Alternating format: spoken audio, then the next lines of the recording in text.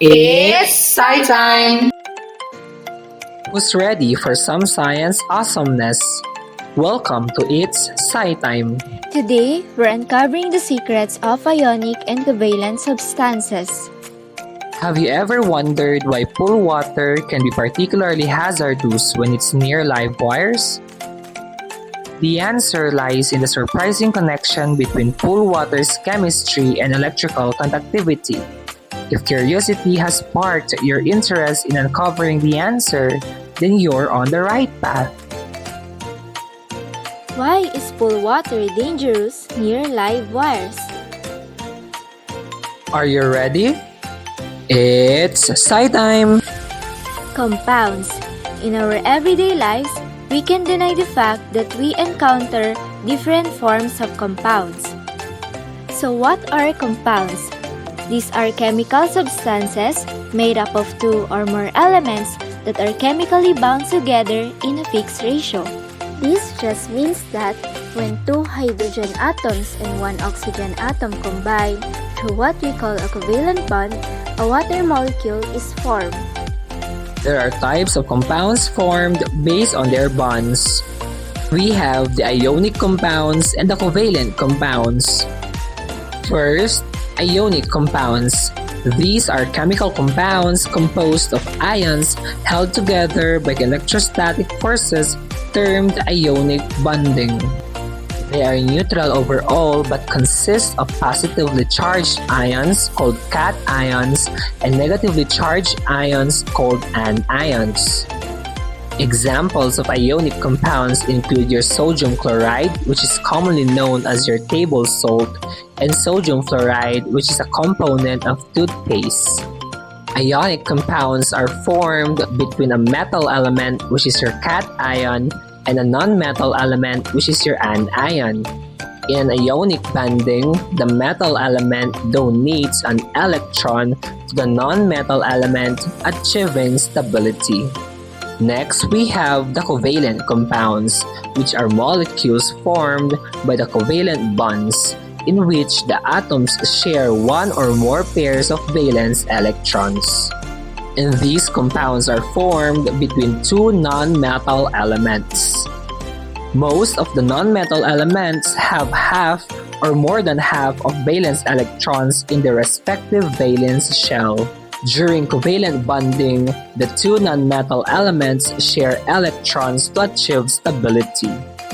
The molecules in a covalent compound are held together by intermolecular forces, and these forces are very weak. The property of ionic and covalent substances that we are going to investigate in this video is electrical conductivity, which is the ability of a material to allow the flow of electrons, thus conducting electric current. Before we proceed, here is an important concept that you need to understand. Dissociation is a process where a molecule breaks into smaller particles, such as atoms, ions, or radicals. These can occur due to various factors like heat, light, solvents, and chemical reactions. For example, hydrochloric acid, when mixed with water, dissociates into hydrogen ions and fluorine ions. Let's now investigate the electrical conductivity of ionic and covalent substances using a homemade tester, honey and bleach. Which one will light up the bulb? The honey or the bleach? If you want to try this cool experiment at home, just remember to ask a grown-up for help. They can guide you through it and make sure everything stays safe and fun. Time for the experiment. Prepare the solutions by mixing each substance with a cup of water. Turn on the homemade conductivity tester. Next, dip the wires into distilled water to ensure they are clean before proceeding with the test. Now, carefully dip the exposed ends of the wires into the cup containing the honey and water mixture. Rinse the wires in distilled water again to clean them before testing the next solution. Finally, dip the ends of the wires into the cup with the bleach and water mixture. Record your observations.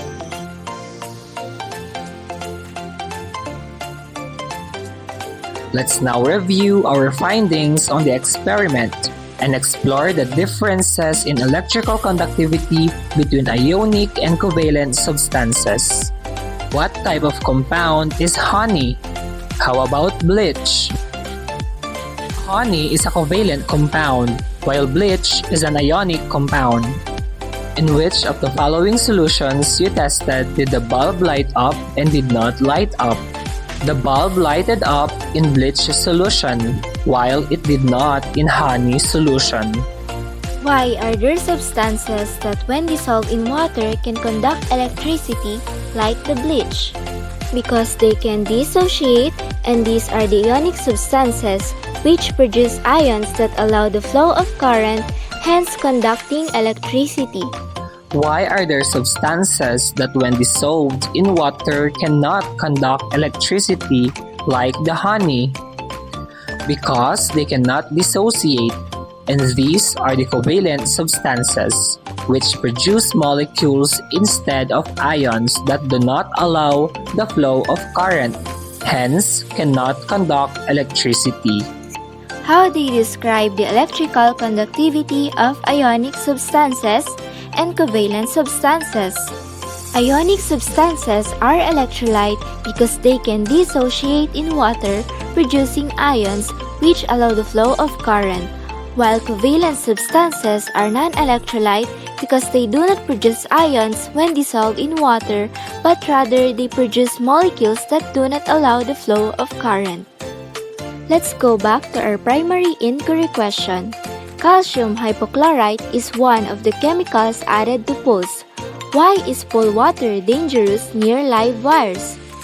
Pool water is dangerous near live wires because it contains chemicals that are ionic in nature, like calcium hypochlorite. When dissolved in water, ionic substances can conduct electricity. Therefore, if pool water comes into contact with live wires, the electrical current can flow through the water, posing a risk of electrical shock or injury. Recap time! Check out this concept map to see how ionic and covalent substances relate to electrical conductivity. Real-world connection ahead.